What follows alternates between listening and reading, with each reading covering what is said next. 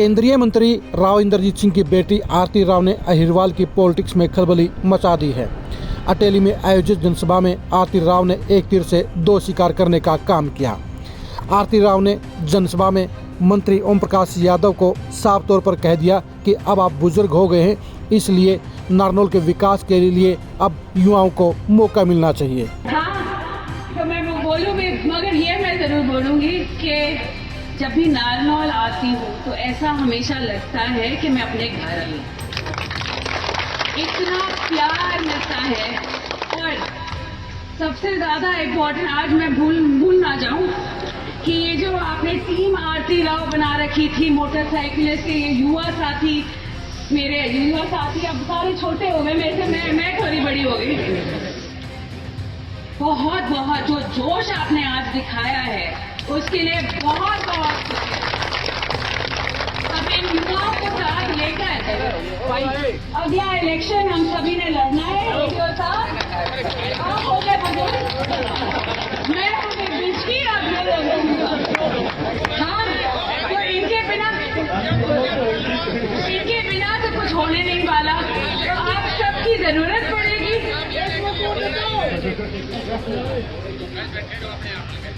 आप बुलाओ, अगली बारी मैं फिर आऊं, इतना प्यार पाऊं, हमेशा आऊंगी आपके पास।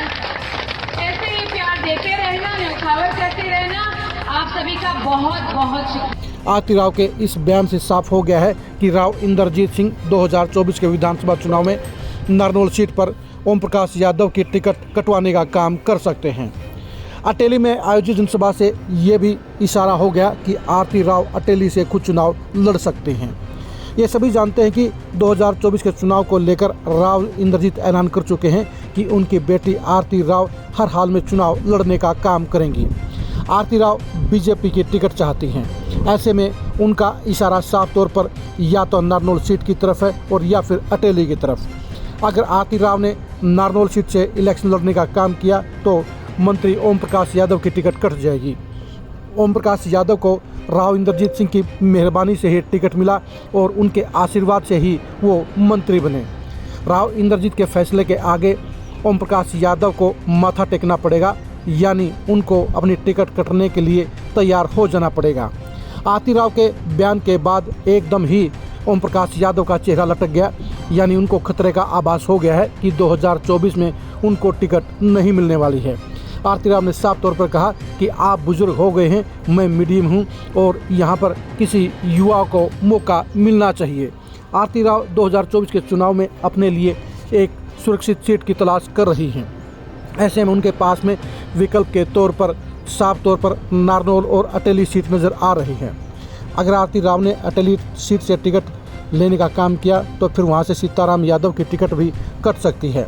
सीताराम यादव की टिकट कटने पर आरती राव वहां से चुनाव लड़ने का काम करेंगी। आरती राव के लिए अटेली और नारनौल दोनों ही विकल्प के तौर पर सीटें नज़र आ रही हैं, लेकिन आरती राव के लिए दोनों सीटों से चुनाव जीतना आसान नहीं होगा।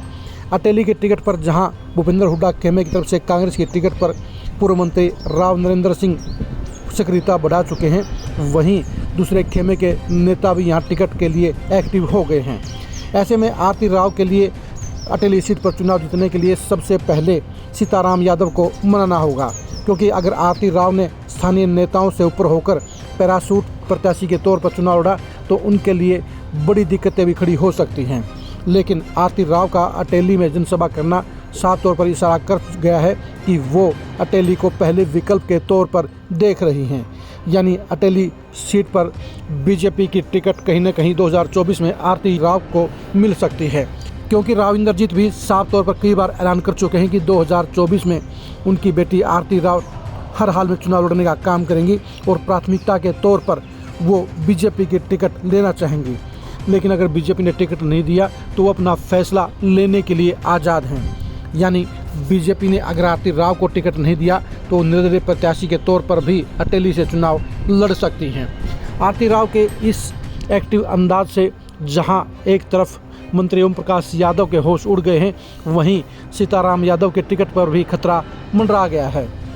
अहिरवाल की पॉलिटिक्स में साफ तौर पर आरती राव का ये बयान उबाल लाने का काम कर गया है। आरती राव लगातार अहिरवाल में एक्टिव होकर अपने लिए उपयुक्त सीट की तलाश कर रही हैं। ऐसे में उनकी निगाह कहीं न कहीं सबसे पहले अटेली सीट पर जम गई है। बार बार अटेली आने से साफ हो गया है कि आरती राव अटेली से ही चुनाव लड़ने को प्राथमिकता देने का काम करेंगी।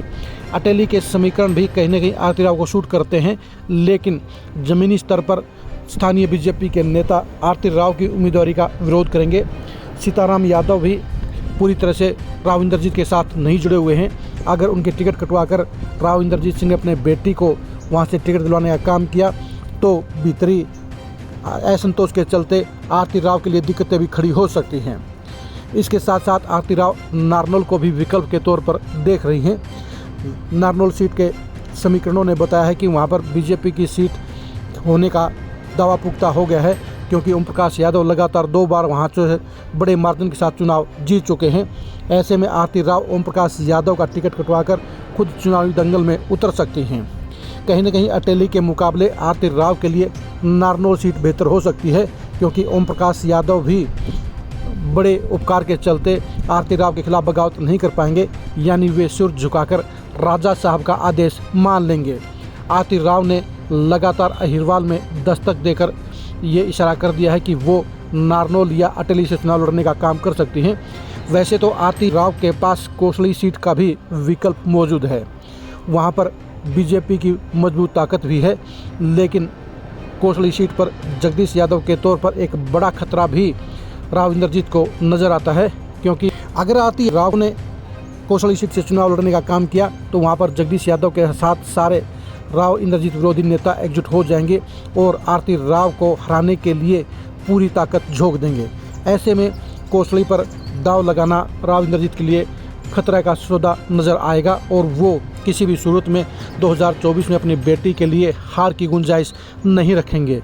इसलिए कोसली की बजाय आरती राव को अटेली या नारनौल की सीटों का विकल्प बेहतर नज़र आ रहा है और उसी के अनुसार ही आरती राव की सबसे ज़्यादा एक्टिविटी नारनौल और अटेली सीटों पर ही नज़र आ रही है।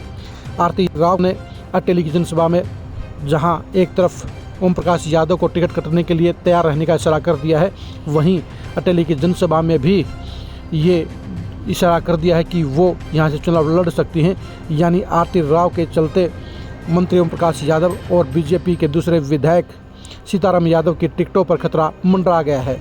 ये तो वक्त ही बताएगा कि आरती राव को बीजेपी की टिकट मिलती है या नहीं मिलती है। अगर टिकट मिलती है तो वो अटेली या नारनौल में से कौन सी सीट पर मिलती है। आरती राव 2024 के चुनाव में हर हाल में चुनाव लड़ने का काम करेंगी।